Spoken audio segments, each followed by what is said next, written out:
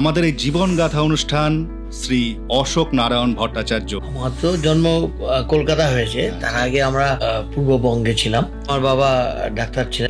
5-6 বোধহয় আমি পড়ি, তখন জ্যাঠামশাই কলকাতা যাবেন, তো আমি খুব কান্নাকাটি শুরু করেছি, আমিও যাবো কলকাতা।